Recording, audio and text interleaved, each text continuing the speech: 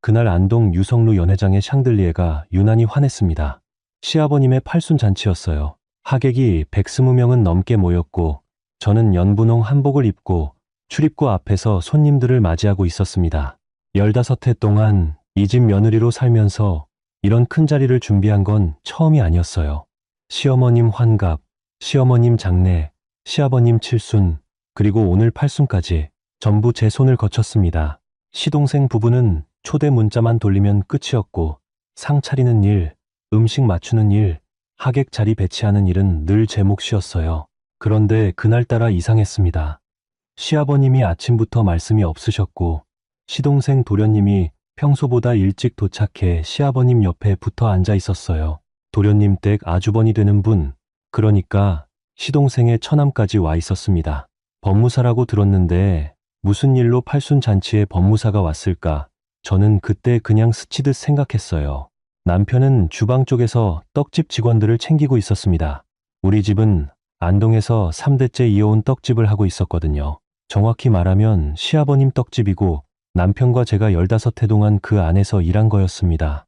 딸 예린이는 그때 8살이었어요. 분홍 한복을 입고 할아버지 옆에 붙어서 꽃송이처럼 웃고 있었는데 그 모습이 지금도 눈에 선합니다. 예린이는 어릴 때부터 할아버지를 유난히 따랐어요. 떡집 뒤뜰에서 할아버지 무릎에 앉아 쌀가루 만지는 걸 좋아했고 5살 때부터 송편 빚는 신역을 했던 아이였습니다. 남편은 그런 예린이를 보면서 우리 예린이가 나보다 낫다고 농담처럼 말하곤 했어요. 축사가 시작되고 음식이 돌고 하객들이 잔을 들며 시아버님의 건강과 장수를 빌었습니다. 1시간쯤 지났을까요? 시아버님이 마이크를 드셨어요. 저는 그제야 뭔가 심상치 않다는 걸 느꼈습니다. 예정에 없던 순서였거든요. 시아버님은 목을 가다듬으시고 하객들을 쭉 둘러보셨어요. 오늘 이 자리에서 중요한 발표를 하려고 합니다. 연회장이 조용해졌습니다. 저는 남편을 찾았어요. 남편은 주방 입구에서 손을 닦으며 천천히 홀 쪽으로 걸어 나오고 있었습니다. 예린이는 무대 옆 의자에 앉아 다리를 흔들고 있었어요. 제가 30년 전부터 해온 우리 집 떡집, 그리고 안동 시내 상가 건물, 고향 집 뒤 밭까지 전부 둘째 아들 승우에게 물려주기로 했습니다. 하객들이 웅성거렸어요. 저는 숨이 돋는 것 같았습니다. 떡집이라는 건 그냥 건물과 간판이 아니었어요. 새벽 4시에 일어나 쌀을 씻고 불리고 시루에 찌고 한 김 식혀 떡매로 치는 일. 그 전 과정을 아는 사람은 이 집에서 남편과 저뿐이었습니다. 도련님은 서울에서 대기업 다니시다 5년 전 안동으로 내려오신 뒤에도 떡집 근처엔 얼씬도 안 하셨어요. 형수님, 저는 떡냄새 맡으면 머리가 아파서요 라고 말하면서요. 시아버님은 말씀을 이으셨습니다. 장남 승호는 그동안 떡집에서 일해준 것에 대해 따로 위로금을 줄 생각이다. 하지만 가업과 재산은 손자를 둔 집에 물려주는 게 우리 집안의 전통이다. 승우한테는 아들이 둘이고 승우한테는 딸 하나뿐이니 이게 순리다. 저는 눈앞이 하얘졌어요. 딸이라니. 예린이가 무대 옆에서 그 말을 다 듣고 있었습니다. 8살짜리가 할아버지 말을 이해 못할 만큼 어리진 않아요. 예린이가 저를 쳐다봤습니다. 그 눈빛을 저는 평생 잊지 못할 겁니다. 혼란과 서운함과 부끄러움이 뒤섞인 눈빛이었어요. 엄마, 할아버지가 왜 저런 말해? 예린이가 작게 물었습니다. 저는 대답을 못했어요. 입이 떨어지지 않았습니다. 시동생 도련님과 동서님은 얼굴에 웃음을 감추지 못하고 있었고 법무사라는 분은 서류 가방을 무릎에 올려놓고 뭔가를 꺼내려 하고 있었어요. 이미 다 준비된 일이었던 겁니다. 저만, 남편만, 예린이만 몰랐던 일. 그때 남편이 홀 한가운데로 걸어 나왔습니다. 저는 남편이 화를 낼 거라고 생각했어요. 아니면 눈물을 흘리거나 아버지 왜 이러시냐고 외칠 거라고. 15해 동안 새벽마다 떡시루를 들어 올리던 그 팔로 시어머님 돌아가실 때까지 3년을 병수발하던 그 효심으로 뭔가 따져 물을 거라고 생각했습니다. 그런데 남편은 웃었어요. 정말로 웃었습니다. 억지 웃음도 아니었고 비웃음도 아니었어요. 그냥 조용하고 맑은 웃음이었습니다. 남편은 시아버님 앞으로 천천히 다가가더니 주머니에서 뭔가를 꺼내 시아버님이 앉아 계신 상 위에 올려놓았어요. 떡집 열쇠 꾸러미였습니다. 그리고 장부 수첩 하나. 남편이 15해 동안 손으로 직접 적어온 거래처 연락처와 재료 공급처 목록이 적힌 수첩이었어요. 아버지, 팔순 축하드립니다. 남편의 목소리는 떨리지 않았습니다. 오늘 이 자리에서 결정해 주셔서 오히려 감사합니다. 저는 오늘부로 떡집 일을 그만두겠습니다. 저희 세 식구는 이 집에서 나가겠습니다. 아버지, 부디 건강하세요. 연회장이 얼어붙었어요. 하객들은 숨소리도 내지 않았습니다. 시아버님의 손이 떨리는 게 저 멀리서도 보였어요. 도련님은 웃음기가 사라진 얼굴로 남편을 쳐다봤고, 동서님은 입을 반쯤 벌린 채 아무 말도 못했습니다. 법무사라는 분만 어색하게 서류 가방을 닫았어요. 승호야, 너 지금 무슨 소리를 하는 거냐? 시아버님이 간신히 말씀을 꺼내셨습니다. 아무 말도 아닙니다, 아버지. 승우에게 떡집을 물려주신다니 그렇게 하세요. 저는 열쇠 드리고 장부 드리고 나가겠습니다. 그게 아버지 뜻 아닙니까? 너 지금 아비한테 반항하는 거냐? 반항이 아닙니다. 아버지 결정을 존중하는 겁니다. 그러니 저도 제 결정을 하려는 것뿐입니다. 남편은 저를 쳐다봤어요. 저는 예린이 손을 잡고 남편 옆으로 걸어갔습니다. 한복 치맛자락이 바닥을 스치는 소리만 또렷하게 들렸어요. 예린이는 영문을 모르면서도 제 손을 꼭 쥐고 따라왔습니다. 형수님, 도련님이 급하게 일어나 남편 앞을 막아섰어요. 형님, 왜 이러세요? 아버지 팔순 잔치 아닙니까? 나중에 이야기하시죠. 지금 이러시면 하객들 보기에도 그렇고요. 도련님, 제가 처음으로 입을 뗐습니다. 15해 며느리 생활 동안 시댁 식구들 앞에서 이렇게 먼저 말한 적이 없었어요. 제 목소리가 제 귀에 낯설게 들렸습니다. 도련님, 하객들 보기 민망한 건 저희가 나가서 그런 게 아니에요. 팔순 잔치에서 가업 나누기 발표를 한 아버님 선택이 그렇게 만든 거죠. 저희는 그저 아버님 뜻을 따라 자리를 비워드리는 것뿐입니다. 도련님 얼굴이 벌새게 달아올랐습니다. 동서님은 의자에 주저앉듯 앉으셨어요. 남편은 저를 한번 쳐다보고는 예린이를 안아 올렸습니다. 예린아, 우리 집에 갈까? 아빠, 우리 집이 어디야?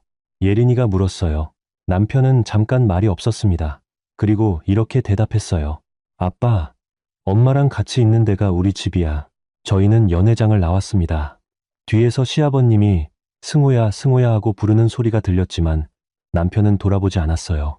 주차장에 세워둔 저희 낡은 승합차로 걸어가는 동안 예린이는 남편 품에서 조용히 있었습니다. 울지도 않고 묻지도 않았어요. 그 8살짜리가 그날 얼마나 많은 걸 이해했는지 저는 지금도 가슴이 미어집니다. 차에 타고 시동을 걸면서 남편이 처음으로 숨을 크게 내쉬었습니다. 여보, 미안해. 뭐가 미안해요. 내가 진작 이랬어야 했는데 당신 15해를 그 집에서 고생한 게 그게 다 내 탓 같아. 당신 탓 아니에요. 내가 며느리로 산 건 내 선택이었어요. 그리고 난 한 번도 후회한 적 없어요. 어머님 마지막 3년 수발든 것도 아침마다 떡집 나간 것도 내가 잘못 산 게 아니에요. 아버님이 잘못 보신 거지. 남편이 핸들을 잡은 손으로 제 손을 잡았어요. 15해 동안 그렇게 손을 잡은 적이 별로 없었던 것 같아요. 우리는 너무 바빴거든요. 새벽에 일어나고 밤늦게 잠들고 시어머님 돌보고 시아버님 식사 챙기고 예린이 키우느라 서로 손잡을 시간도 없이 살았습니다. 차를 몰아간 곳은 저희가 따로 살던 단독주택이었어요. 결혼하고 처음 3년은 시댁에서 살다가 예린이가 태어나고 나서 시아버님이 여자애 낳은 며느리랑 한 집에 살기 싫다고 하셔서 바로 옆 골목의 작은 집으로 나왔습니다. 그때 그 말을 처음 들었을 때는 하늘이 무너지는 것 같았어요. 제가 뭘 잘못했나 싶어서 밤마다 울었습니다. 예린이가 이불 속에서 숨죽여 우는 저를 쳐다보던 눈빛이 아직도 기억나요. 그 갓난아이가. 그때도 남편은 말이 없었습니다. 남편은 원래 말을 많이 하는 사람이 아니에요. 하지만 그날 밤 남편은 제 등을 쓰다듬으며 한마디 했어요. 여보, 언젠가 우리가 우리 힘으로 살 날이 올 거야. 그때까지만 참자. 저는 그 말을 15해 동안 마음에 담고 살았습니다. 언젠가, 그 언젠가가 오늘일 줄은 몰랐지만요. 집에 도착해서 예린이를 씻기고 재우고 나서 저는 남편과 거실에 마주 앉았어요. 밤 11시가 넘었고 시아버님한테서는 6번이나 전화가 왔다가 끊겼습니다. 동서님한테서 문자가 왔어요. 형님, 아버님이 충격받으셨어요. 이렇게 하실 거면 미리 말씀이라도 하시지 그러셨어요. 저는 문자를 읽고 그냥 웃었습니다. 남편한테 문자를 보여주니 남편도 쓴웃음을 지었어요. 여보, 당신 이제 어떡할 거예요? 제가 물었습니다. 떡집은 남편이 30살 때부터 15해를 매달린 인생의 전부였어요. 남편은 떡 만드는 사람이었습니다. 대학에서 식품공학을 전공했고 졸업하고는 서울에서 제과회사에 다니다가 시어머님이 쓰러지셨다는 소식에 바로 안동으로 내려왔어요. 그때 저는 남편의 선택을 존중했습니다. 우리 시어머님은 정말 좋은 분이셨거든요. 남편이 떡집을 이어받은 게 아니라 어머니 수발을 들기 위해 내려온 거였어요. 그런데 어머니가 돌아가시고 나서도 남편은 떡집에 남았습니다. 아버지 혼자 감당 못한다고 그게 또 12해가 된 거예요. 걱정 마. 떡 만드는 건 내가 제일 잘하잖아. 남편이 웃었습니다. 그날 연회장에서 웃었던 그 웃음이랑 똑같았어요.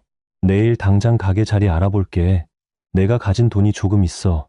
당신이 예린이 키우면서도 알뜰히 저축해준 거. 그거면 작은 가게 하나 시작할 수 있어. 당신 정말 괜찮겠어요? 아버님이랑 척지고 사는 거. 괜찮아. 아버지가 나를 척지게 만든 거지. 내가 아버지를 버린 게 아니야. 나는 오늘 그냥 아버지 말씀을 따른 것뿐이야. 둘째한테 가업을 물려주신다니까 장남은 비켜드린 거지. 그날 밤 저는 잠이 오지 않았습니다. 거실 불을 끄고 베란다로 나가서 안동 밤하늘을 올려다봤어요. 별이 유난히 많은 밤이었습니다. 저는 돌아가신 시어머님을 생각했어요. 시어머님은 저한테 늘 이렇게 말씀하셨습니다. 아가, 사람이 사는 건 말이다. 물려받은 게 중요한 게 아니라 물려줄 게 있는 게 중요한 거야. 시어머님은 글을 많이 배우신 분은 아니었지만 그런 말씀을 곧잘 하셨어요. 저는 그날 밤 그 말을 다시 떠올렸습니다. 다음 날 아침 남편은 일어나자마자 부동산을 돌았습니다. 안동 시내에서 좀 떨어진 구시장 근처에 낡은 점포가 하나 나와 있었어요. 원래 반찬 가게였던 곳인데 주인이 연세가 들어 그만두시는 자리였습니다. 권리금도 거의 없고 보증금도 저렴했어요. 남편은 그날 오후에 바로 계약을 했습니다. 저는 예린이 학교 보내고 가게 정리하는 걸 도우러 갔어요. 열쇠를 받아들고 들어간 가게는 먼지가 가득했고 바닥도 내려앉을 듯 낡았지만 남편의 얼굴은 환했습니다. 여보, 여기가 우리 가게야. 우리 이름으로 된 첫 가게. 저는 그 말을 듣고 눈물이 났어요. 15해를 시댁떡집에서 일했는데 그 가게는 단 한 번도 저희 이름이었던 적이 없었습니다. 시아버님 이름, 시아버님 가게. 저희는 그냥 일꾼이었어요. 월급도 제대로 받은 적 없고 통장에 뭘 쌓을 겨를도 없이 시아버님이 용돈처럼 쥐어주시는 돈으로 살림을 꾸렸습니다. 저는 결혼하고 10년 만에 처음으로 적금 통장을 만들었어요. 남편 몰래요. 혹시 예린이 대학 갈 때 돈이 필요할까봐, 친정어머니가 편찮으실 때 병원비 보태야 할까봐 그렇게 한 달에 10만 원씩, 20만 원씩 조금씩 모은 돈이었습니다. 여보, 내 적금 있어요. 많지는 않지만 제가 말하니까 남편이 놀랐어요. 무슨 적금? 나중에 예린이 대학 갈 때 쓰려고 모은 거예요. 2,200만 원쯤 돼요. 남편이 저를 한참 쳐다봤습니다. 그리고 울었어요. 저는 남편이 우는 걸 결혼하고 처음 봤습니다. 시어머님 돌아가실 때도 남편은 울지 않았거든요. 장례식장에서 내내 손님들 맞이하고 음식 챙기고 혼자 이불 속에서 흐느끼는 걸 저만 알았습니다. 그런 남편이 낡은 점포 바닥에 주저앉아서 울었어요. 여보, 미안해. 정말 미안해. 뭐가 미안해요. 우리 같이 시작하는 거잖아요. 그때부터 저희의 새로운 생활이 시작됐습니다. 가게 이름은 예린 떡방으로 지었어요. 예린이 이름을 따서 지은 거예요. 남편이 그러자고 했습니다. 이 가게는 우리 딸 것이기도 하니까. 아니, 우리 딸이 주인이지 하면서요. 간판을 다는 날, 예린이가 학교에서 돌아오는 길에 가게 앞에 서서 한참을 올려다봤어요. 그리고 저한테 이렇게 물었습니다. 엄마, 이거 내 이름이야? 응, 내 이름이야. 이 가게 주인은 너란다. 예린이는 그 자리에서 폴짝폴짝 뛰었어요. 할아버지한테 유산 못 받은 걸 알고 있던 그 8살 아이가 자기 이름으로 된 가게가 생겼다는 말에 그렇게 좋아하는 걸 보고 저는 또 울 뻔했습니다. 개업 첫날은 팔순 잔치로부터 정확히 한 달 뒤였어요. 남편은 새벽 3시부터 가게에 나와 떡을 쪘습니다. 저는 포장하고 계산하고 손님들 맞이했어요. 첫날 손님은 딱 3분이었습니다. 동네 할머니 2분과 학부모 1분. 매출은 27,000원이었어요. 저는 그날 번 돈을 통장에 입금하면서 남편한테 말했습니다. 여보, 우리 첫 매출이에요. 남편은 그 입금 영수증을 액자에 넣어 가게 벽에 걸었습니다. 지금도 그 영수증은 그 자리에 있어요. 한 달이 지나고 두 달이 지나고 손님이 조금씩 늘었어요. 남편의 떡이 맛있다는 입소문이 나기 시작한 겁니다. 남편은 원래 시댁떡집의 실질적인 장인이었거든요. 시아버님은 앉아서 지시만 하셨고 새벽에 일어나 쌀을 씻고 시루를 안 치고 떡을 빚는 건 전부 남편이었습니다. 시아버님 떡집의 단골들이 한 명, 두 명 예린 떡방을 찾아오기 시작했어요.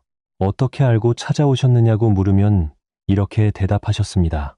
그 집 떡이 변했더라고. 아, 승호 씨가 나간 모양이네. 그랬지. 그래서 찾아왔어요. 6달이 지났을 때 저희 가게 앞에는 줄이 섰어요.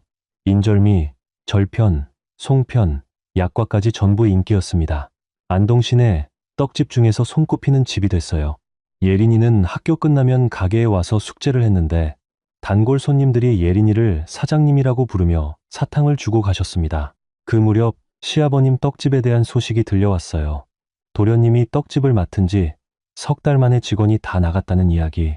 도련님이 떡 만드는 법을 전혀 몰라서 다른 떡집에서 떡을 떼어다가 자기 집 이름으로 파는 일까지 한다는 소문. 단골들이 다 떨어져 나가서 매출이 3분의 1로 줄었다는 이야기. 저는 그 소문을 들으면서 아무 말도 하지 않았습니다. 기쁘지도 않았고 슬프지도 않았어요.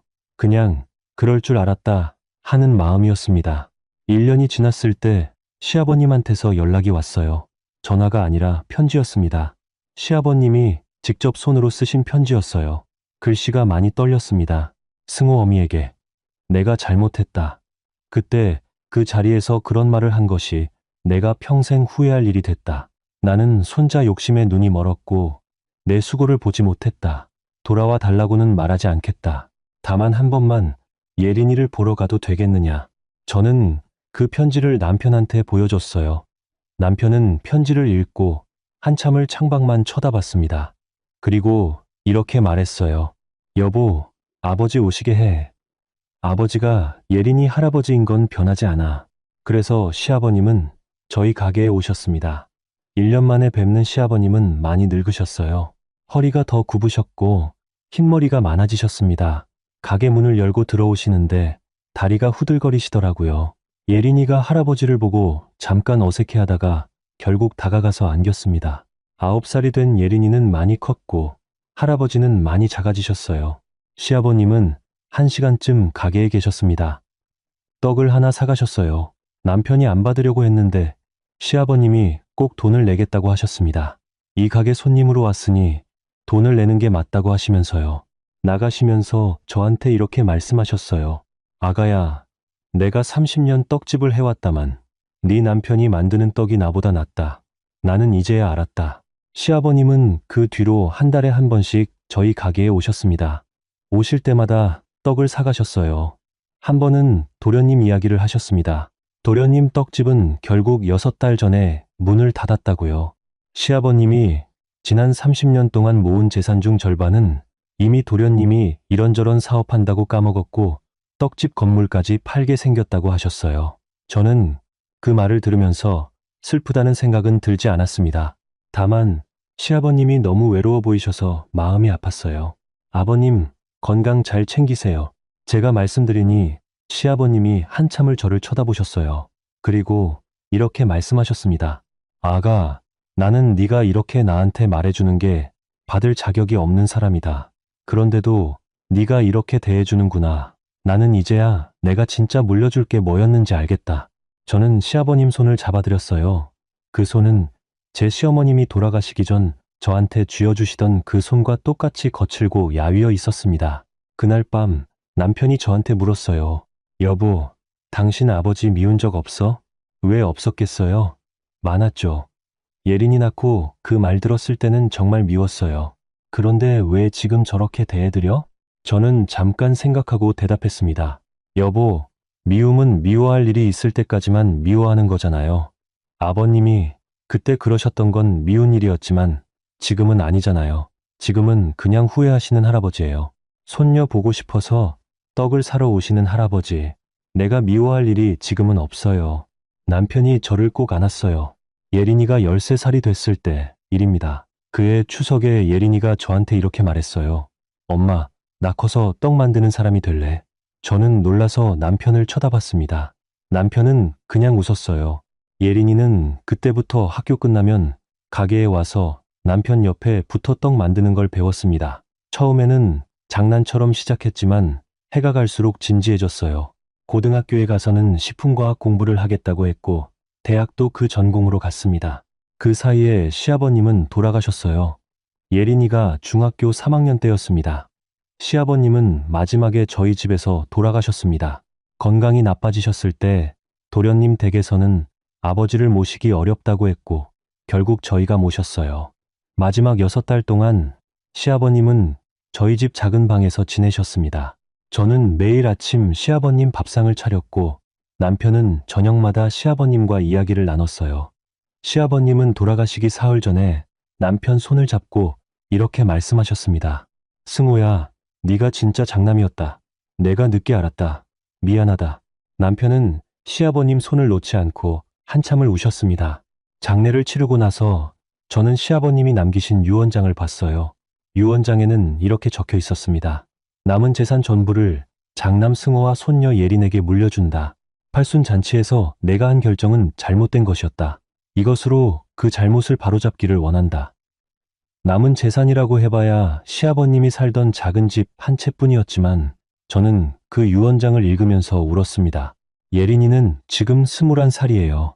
대학교 3학년이고 방학 때마다 저희 가게에서 떡을 만듭니다. 다음 달부터는 아예 가게에서 본격적으로 일을 배우기 시작할 거예요.